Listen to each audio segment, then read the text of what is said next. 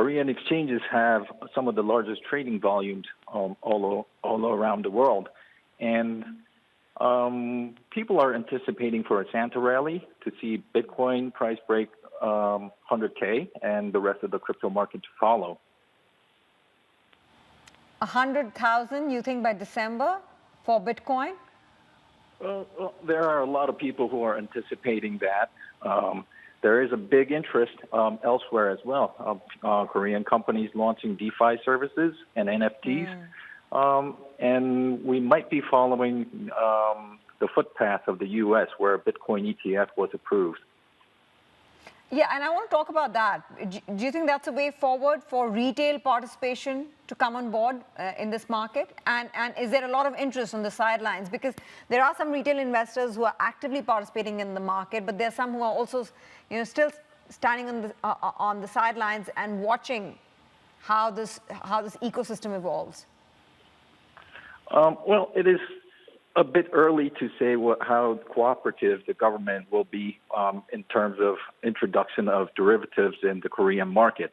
But rarely seen is the coalition by both liberal and conservative parties sharing a common view about and speaking out against the taxation in Korea. And how closely are you working with regulators, very quickly, Harold, on really formalizing this market and building the kind of regulatory framework that's needed to make it more deep-rooted and more structural?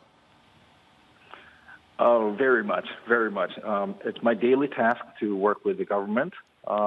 Recently, the Korean government has launched the law. It's called the Act on Reporting and Use of Certain Financial Transaction Information. It's quite long, but this is the first law applied to the blockchain industry in Korea, and it is AML related and requires the exchanges to register with the Korean government. Right, but okay, just very quickly, what shape and form could regulation take for cryptos in the region, you think? Well, the first approach was AML based.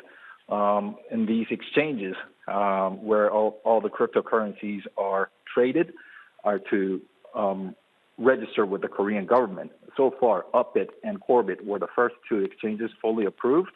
CoinOne recently became the third exchange to get approved. In order for these exchanges to get approved by the Korean government, they would have to go through a series of registration process. It's quite more grueling than it might sound.